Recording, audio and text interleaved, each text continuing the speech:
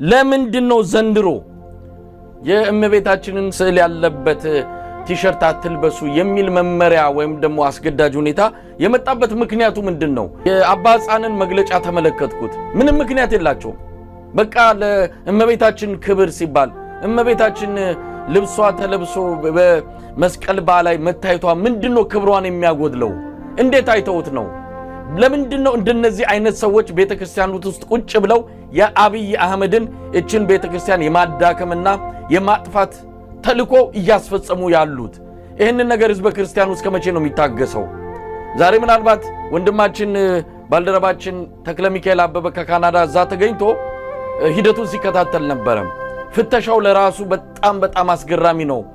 እንዴት ነው ዝማሬ ያሰሙ የቤተክርስቲያን የተለያዩ ስነ ስርዓቶችን ያከናወኑ ወደ መስቀል አደባባይ የሚሄዱ የበዓሉ ታዳሚዎችን የሚፈተሹበት ሁኔታ እጅግ ያስደነግጣል የሚል ነገር ነው ከቪዲዮ የተረዳሁትና ነገሩ ሁሉ ስታየው ይሄ የቤተክርስቲያን አቋም አይደለም።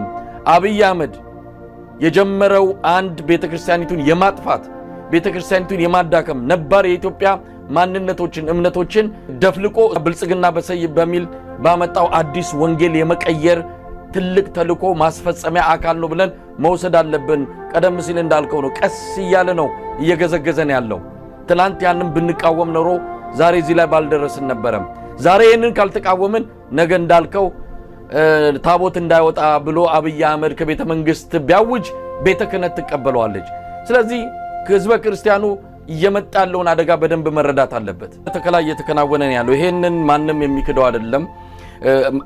መቀበል ነው። የተፈጸመ ያለው ነገር እየሆነ ያለው ነገር የመካድ ሁኔታ ይታያል። እነሱ እየካዱ አይደለም።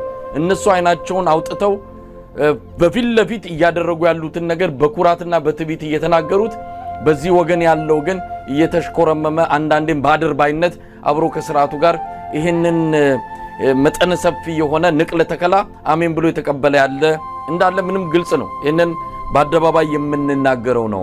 ነገ ከነገ ወዲያ እሬቻን በመስቀል ለመተካት የታሰበ እንደሆነ ምንም ጥርጥር የለውም። አሁን የመንግስት ሽርጉድ ከፍተኛ የሆነ በጀት ከፍተኛ የሆነ የመንግስት የጸጥታ ቁጥጥር ትልቅ ትኩረት የተሰጠው ከጠቅላይ ሚኒስትር ጽፈት ቤት ከአዲስ አበባ ከተማ አስተዳደር ከኦሮሚያ ክልላዊ መንግስት ሶስቱ ተቀናጅተው የእሬቻን በዓል ከፍተኛ ትኩረት ሰጥተው እየሰሩበት ነው ያሉት። ለምን መንግስትና ሃይማኖት ይለያያል አሉን? የኢትዮጵያ ኦርቶዶክስ የኢትዮጵያ እስልምና ጋር ሲደርስ አዎ ይለያያሉ ይሉሃል። እዚህ እሬቻና ምናልባትም ይሄን እዚህ ጉዳይ ላይ ሲመጣ ግን የመንግስት በዓል ነው። እንደውም ባለቤት መንግስት እስኪመስል ድረስ ነው እየሆነ ያለውና እቺ ነገር